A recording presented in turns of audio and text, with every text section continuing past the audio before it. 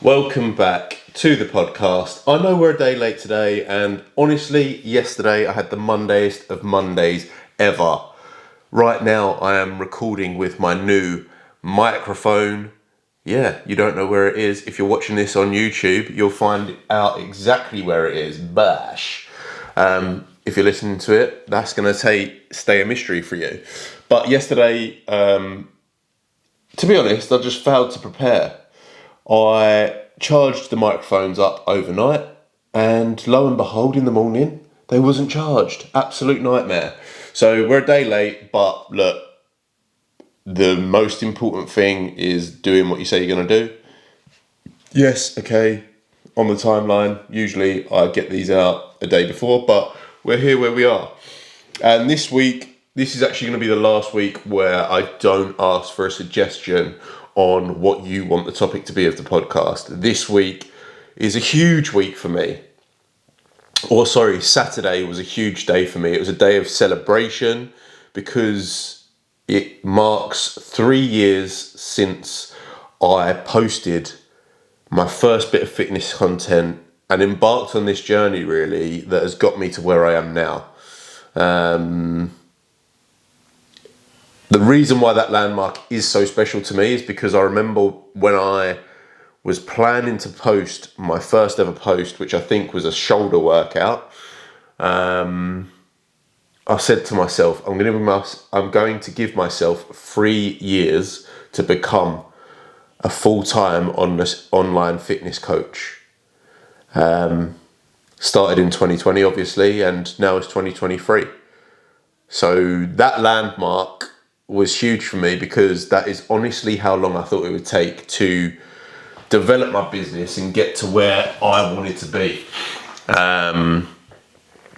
As you know, if you've been around for a while and you've been listening to the podcast for a good amount of time, I managed to do it in 5 months, I think. 4 or 5 months?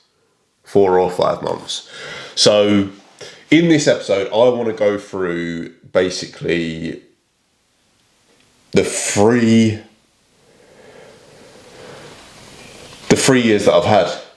And what I'm going to say is 10 ways how I've managed to create a life that, honestly, although I'm not where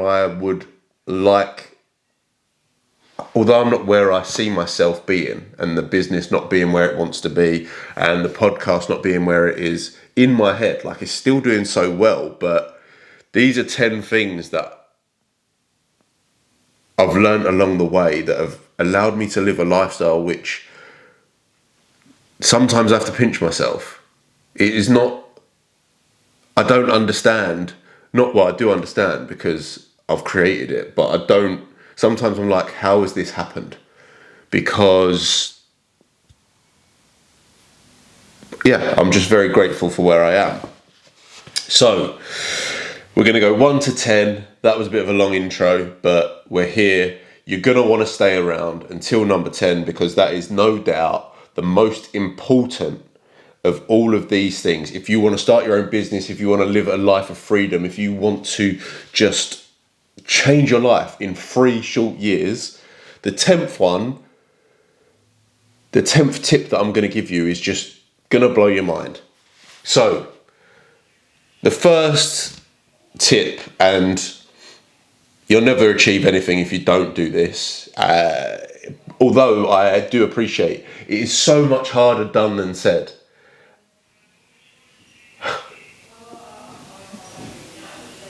I don't know if that's the right way to say it. I'm just trying to work out so much harder said than done. It's so much easier said than done. Bosh, there it is. Anyway, the first one is you have to have the balls to start. You have to have the balls to start. When I can't tell you how much I was absolutely cacking my pants when I posted my first bit of fitness content 3 years ago. So much so, I've said it before, I didn't want to speak on the video because I found it embarrassing. I remember when I first posted content of me speaking to a camera, and I would do the content for the purpose of the content, and then right next to it in like a carousel on Instagram, I'd do the outtakes. because in my head I just thought, well, people can laugh at me. They know that I'm laughing at myself, but also there's a bit of interesting content.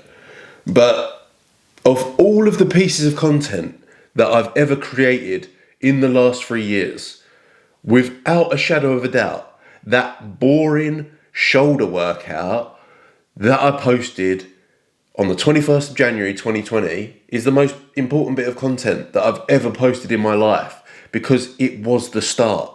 It was the start. So the first thing you need to understand, if you want to change your life, you have to take action. You have to have the balls to start. And it's not easy for anyone.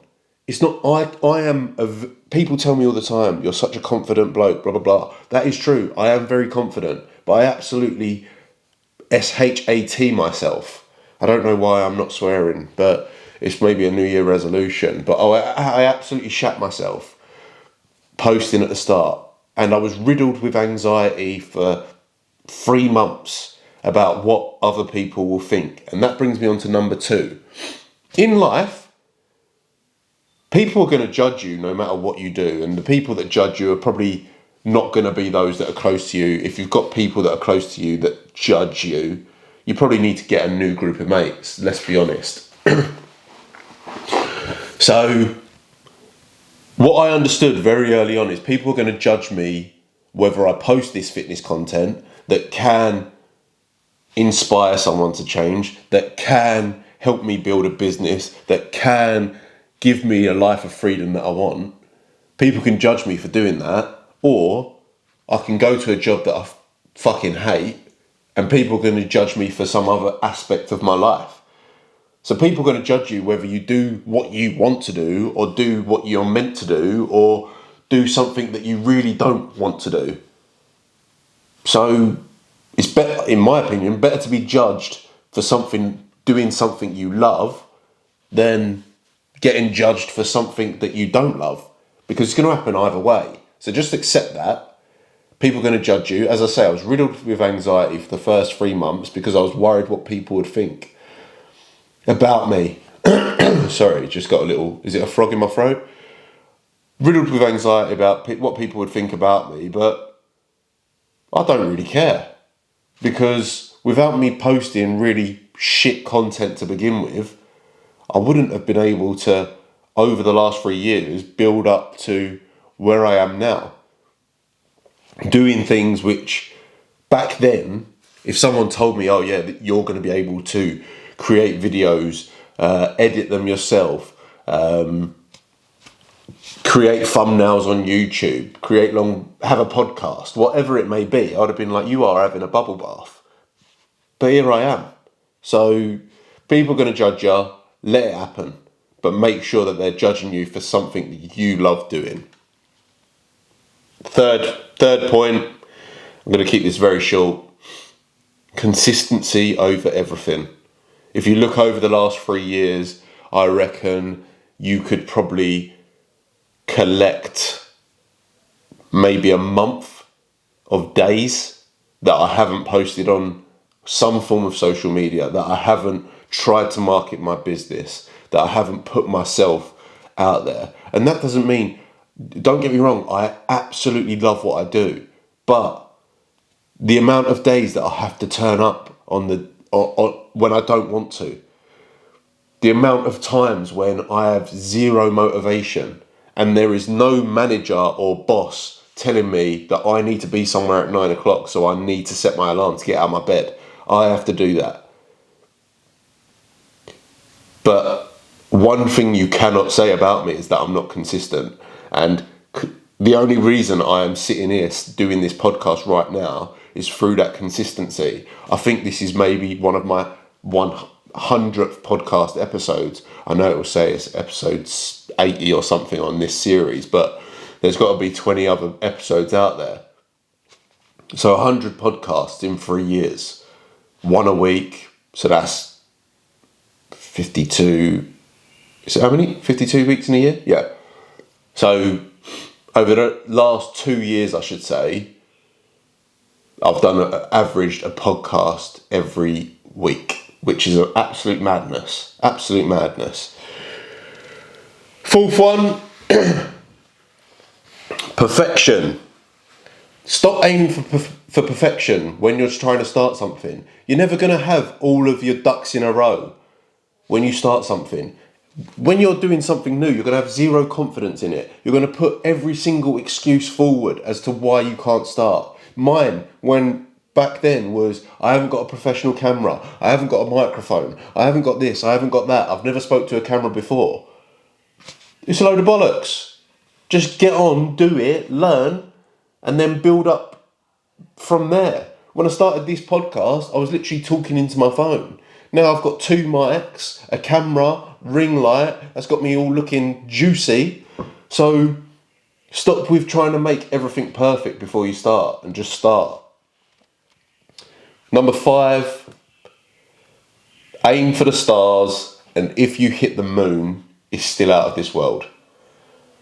What I mean by that is, don't just dream of, if you're going to have a dream, it might as well be out of this world. It might as well be so big that you never think that you can touch it. Because if you aim for that and miss it, that's still going to be a lot better than dreaming tiny and small and, oh yeah, well that would be lovely. No, you want to be dreaming of a life that you cannot even imagine.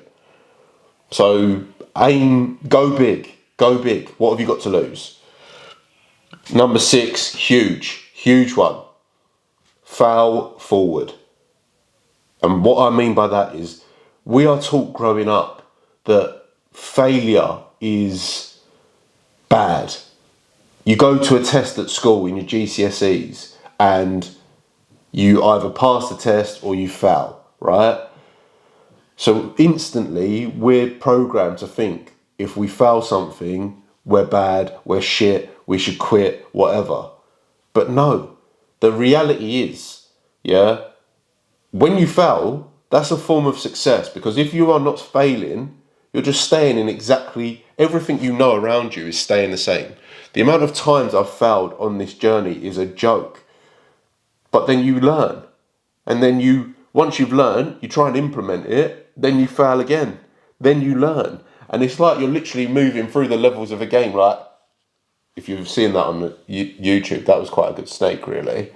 But just fail forward. Understand it's part of the process. 7, this is monumental. When you have big goals, big dreams, as I've mentioned, 3 years ago, I said to myself, I'm going to give myself 3 years to become a full-time online PT. That is a lot of time, yeah? And in projects that I've been involved with in the past, the time pressure that I put on myself is huge to achieve huge goals.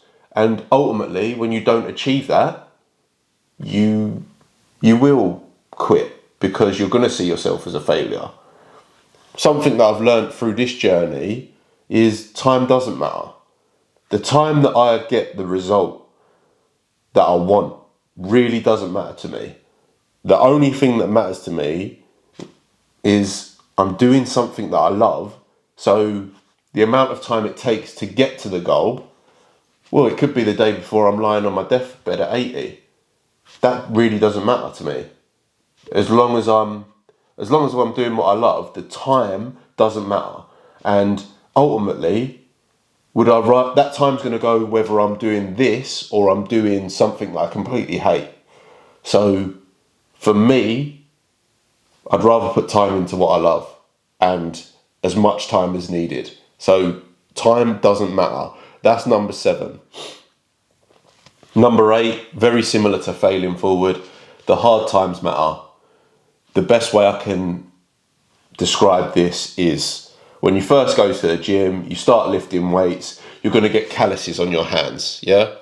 And that is going to hurt for a long time. It's going to feel like blisters. You're going to absolutely hate training because of the hard skin that's developing, but also the damage to your skin around your fingers.